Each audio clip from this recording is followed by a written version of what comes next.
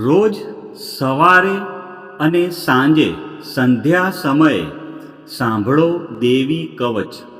દેવી કવચ સાંભળતા પહેલાં કોમેન્ટમાં તમારી કુળદેવીનું નામ જરૂરથી લખવું અને વિડીયોના અંત સુધી જોડાયેલા રહેવું. હવે આપણે દેવી કવચનો પાઠ શરૂ કરીશું.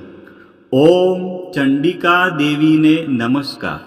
માર્કંડેયજીએ કહ્યું, હે પિતામહ, જે આ સંસારમાં પરમ ગોપનીય અને મનુષ્યનું બધી રીતે રક્ષણ કરનારું છે અને જેને તમે અત્યાર સુધી બીજા કોઈ સામે પ્રગટ ન કર્યું હોય એવું કોઈ સાધન મને કહી બતાવો.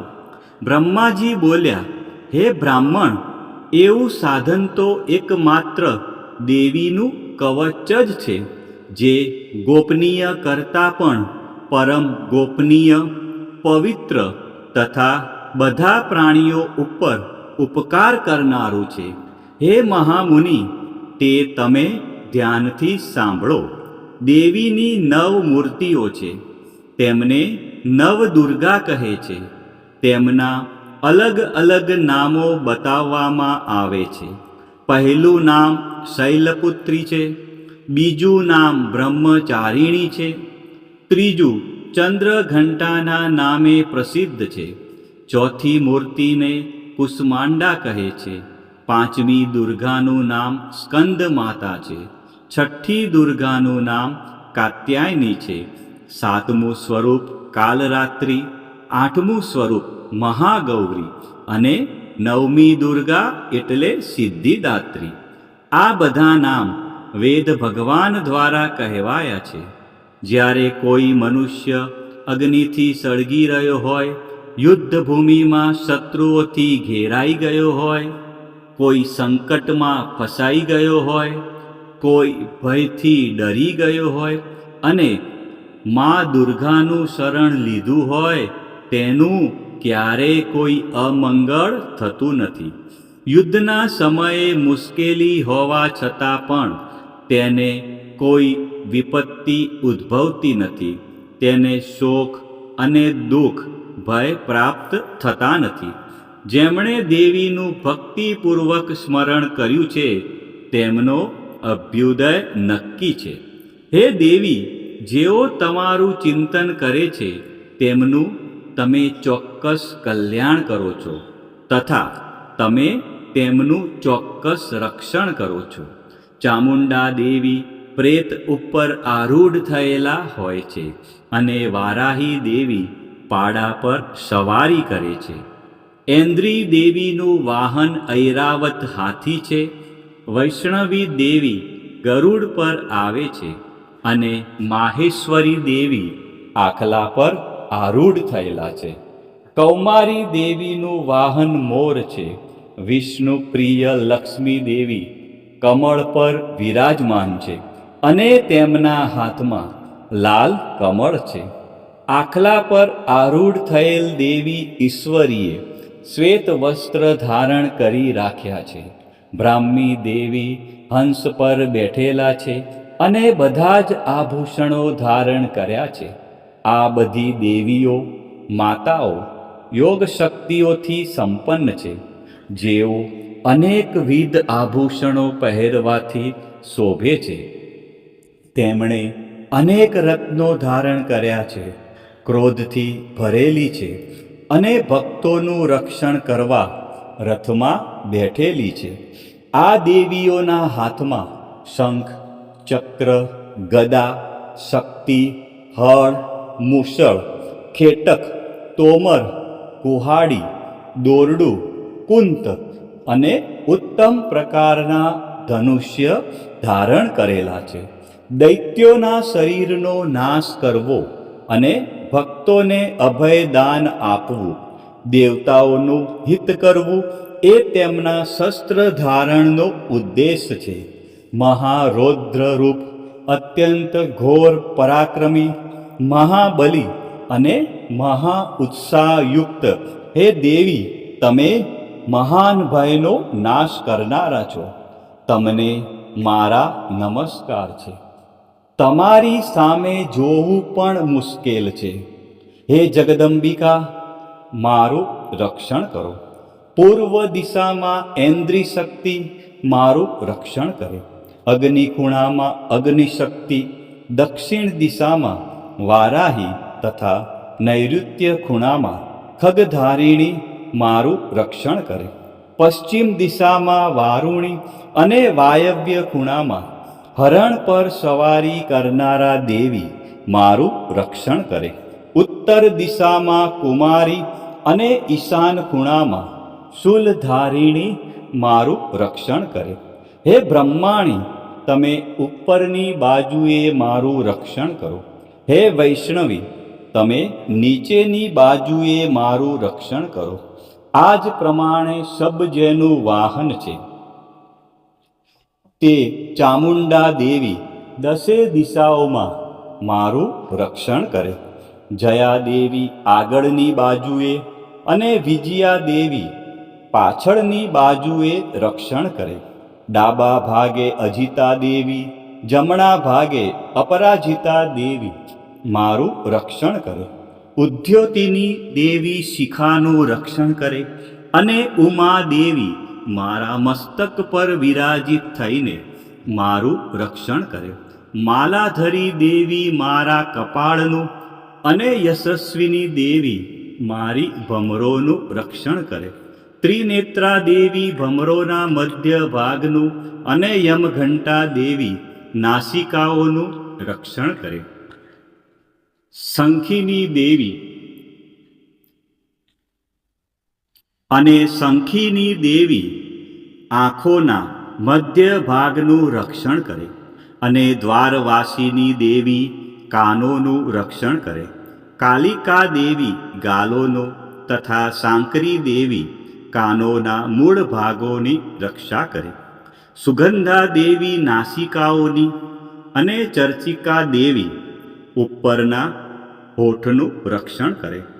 અમૃતકલા દેવી નીચેના હોઠનું અને સરસ્વતી દેવી જીભનું રક્ષણ કરે. કૌમારી દેવી મારા દાંતનું અને ચંડિકા દેવી કંઠ ભાગનું રક્ષણ કરે. ચિત્રઘંટા દેવી ગળાની ઘંટિકાનું અને મહામાયા દેવી તાળવાનું રક્ષણ કરે. કામાક્ષી દેવી દાઢીનું અને સર્વમંગલા દેવી મારી વાણીનું રક્ષણ કરે. નીલગ્રીવા દેવી કંઠના બહારના ભાગનું અને અન્ન નલિકાનું કૌબેરી દેવી રક્ષણ કરે. ખગીની દેવી બંને ખભાઓનું અને વ્રજધારિણી દેવી મારા બંને બાહુઓનું રક્ષણ કરે. દંડીની દેવી બંને હાથોનું અને અંબિકા દેવી આંગળીઓનું રક્ષણ કરે. સુલેશ્વરી દેવી નખોનું રક્ષણ કરે અને કુલેશ્વરી દેવી પુખ પેટનું રક્ષણ કરો. મહાદેવી બંને સ્તનોનું અને શોક વિનાશીની મનનું રક્ષણ કરે. લલિતા દેવી હૃદયનું અને શૂલધારિણી દેવી ઉદરનું રક્ષણ કરે. કામિની દેવી નાભીનું અને ગુહેશ્વરી દેવી ગુહ ભાગનું રક્ષણ કરે. પૂતના દેવી અને કામિકા લિંગનું અને પાડાને વાહન બનાવનાર દેવી ગુદાનું રક્ષણ કરે. ભગવતી દેવી કટી પ્રદેશનું અને ઘૂંટણોની રક્ષા વિંધ્યવાસીની કરે. સર્વ કામનાઓ પૂરી કરનારા દેવી જંઘાઓનું રક્ષણ કરે. નારસિંહી દેવી પિંડીઓનું રક્ષણ કરે. તૈજસી દેવી બંને પગોના પૃષ્ઠ ભાગનું રક્ષણ કરે. શ્રીદેવી પગોની આંગળીઓનું અને તલવાસીની દેવી પગના તળિયાનું રક્ષણ કરે. પોતાની વિકરાળ દાઢોથી ભયંકર દેખાતા કરાલી દેવી નખોનું અને ઉદ્ધવ કેશીની દેવી વાળનું રક્ષણ કરે. કૌબેરી દેવી રૂવાંટીના છિદ્રોનું અને વાઘેશ્વરી દેવી ત્વચાનું રક્ષણ કરે. પાર્વતી દેવી રક્ત, મજ્જા, વસા, માંસ, હાડકાં અને મેદનું રક્ષણ કરે. કાલરાત્રિ દેવી આંતરડાઓનું અને મુકુટેશ્વરી દેવી પિત્તનું રક્ષણ કરે. પદ્માવતી દેવી કમળ કોષોના મૂળ આધારનું અને ચૂડામણી દેવી કફનું રક્ષણ કરે.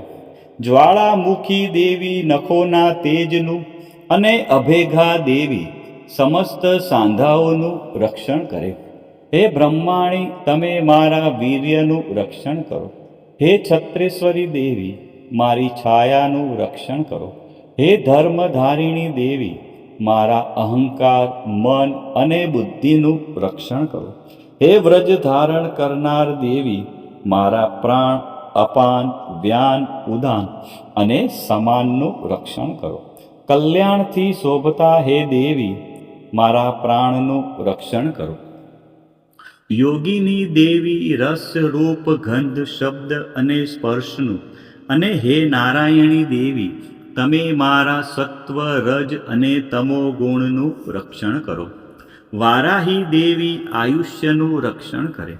વૈષ્ણવી દેવી ધર્મનું રક્ષણ કરે તથા ચક્ર ધારણ કરનારા દેવી યશ અને કીર્તિ, લક્ષ્મી અને ધનનું તેમજ વિદ્યાનું રક્ષણ કરે. હે ઇન્દ્રાણી, તમે ગોત્રનું રક્ષણ કરો. હે ભૈરવી દેવી, તમે પત્નીનું રક્ષણ કરો. હે ચંડિકા દેવી, તમે પશુઓનું રક્ષણ કરો. હે મહાલક્ષ્મી દેવી, પુત્રોનું, સંતાનોનું રક્ષણ કરો. હે સુપથા દેવી, મારા પથનું અને હે ક્ષેમકરી દેવી, મારા માર્ગનું રક્ષણ કરો.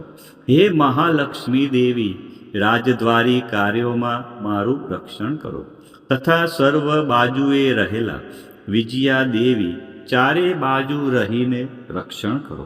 હે દેવી, જે સ્થાન દેવી કવચમાં કહેવાયું નથી અને તેથી રક્ષણ વિનાનું છે, તે બધા સ્થાનો તમારા વડે સુરક્ષિત થાય, કારણ કે તમે વિજયશાલિની અને પાપનાશીની છો. મનુષ્ય પોતાના શરીરનું ભલું ઈચ્છતો હોય તો તેણે દેવી કવચનો પાઠ કર્યા વિના એક ડગલું પણ ભરવું નહીં. દેવી કવચનો પાઠ કરીને જ યાત્રા કરવી. દેવી કવચના પાઠથી બધી બાજુથી સુરક્ષિત થયેલો મનુષ્ય જ્યાં જ્યાં જાય છે ત્યાં ત્યાં તેને ધન લાભ થાય છે તથા સઘળી કામનાઓ પર વિજય પ્રાપ્ત થાય છે. તે જે અભિષ્ટ વસ્તુનું ચિંતન કરે છે તેને તે અચૂકપણે પ્રાપ્ત કરી લે છે.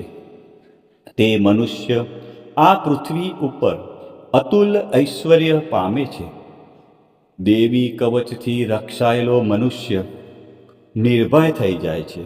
યુદ્ધમાં તેમનો પરાજય થતો નથી તથા તે ત્રણેય લોકમાં પૂજનીય બને છે. આ દેવી કવચ દેવતાઓને પણ દુર્લભ છે. જે આ દેવી કવચનો દરરોજ 3 સંધ્યાએ શ્રદ્ધાપૂર્વક પાઠ કરે છે તેની દૈવી કલા પ્રાપ્ત થાય છે તથા તે ત્રણેય લોકમાં પરાજિત થતો નથી. એટલું જ નહીં, તે અપમૃત્યુથી રહિત થઈને 100 કરતાં પણ વધુ વર્ષ જીવે છે. દેવી કવચ ધારણ કરનારા મનુષ્યની રાજા તરફથી સન્માન અને વૃદ્ધિ થાય છે. આ દેવી કવચ મનુષ્યના તેજની વૃદ્ધિ કરનારું અને ઉત્તમ છે. આ દેવી કવચનો પાઠ કરનારો મનુષ્ય પોતાની કીર્તિથી શોભા પામીને પૃથ્વી ઉપર પોતાના સુયશ સાથે સાથે વૃદ્ધિ પામે છે. જે પહેલા દેવી કવચ કરીને સપ્તસતી ચંડી પાઠ કરે છે તેની જ્યાં સુધી વન પર્વત હોય ત્યાં સુધી તે આનંદથી યુક્ત આ પૃથ્વી ઉપર રહે છે. તેના પુત્રો, પૌત્રો, સંતાન પરંપરા બનેલી રહે છે. પછી દેહાંત થતાં તે મનુષ્ય મહામાયાની કૃપાથી નિત્ય પરમપદને પામે છે, જે દેવતાઓને પણ દુર્લભ છે. તે સુંદર દિવ્ય રૂપ ધારણ કરે છે અને કલ્યાણ શિવની સાથે આનંદનો ભાગી બને છે. ભક્તજનો, ચૈત્ર માસની નવરાત્રિમાં મા ભગવતીની આરાધનામાં દેવી કવચનું વિશેષ મહત્વ છે. દેવી કવચ એટલે રક્ષણ કરનારું કવચ. આ પાઠ દ્વારા મા દુર્ગાના વિવિધ સ્વરૂપો આપણા શરીરના દરેક અંગ અને જીવનના દરેક ડગલાનું રક્ષણ કરે છે. ઋષિ માર્કંડેયજી દ્વારા વર્ણવેલ આ દેવી કવચનો જો ચૈત્ર માસની નવરાત્રિમાં નિત્ય પાઠ કરવામાં આવે તો મનુષ્ય નિર્ભય બને છે અને તેના જીવનમાં સુખ શાંતિનો ઉદય થાય છે. આજના આ વિડીયોમાં આપણે સંપૂર્ણ દેવી કવચનો પાઠ સાંભળ્યો. વિડીયોના અંત સુધી જોડાયેલા રહ્યા અને મા અંબાના આ પરમ કલ્યાણકારી સ્ત્રોતનો લાભ લીધો. બોલો શ્રી અંબે માત કી જય. બોલો શ્રી ચામુંડા માત કી જય. ખોડિયાર માત કી જય. ઉમિયા માત કી જય. મહાકાળી માત કી જય. બહુચર માત કી જય. વારાહી માત કી જય. આ પ્રમાણે રોજ સવારે, બપોરે અને સાંજે સંધ્યા ટાઈમે દેવી કવચનો પાઠ અવશ્ય કરવો અથવા સાંભળવો.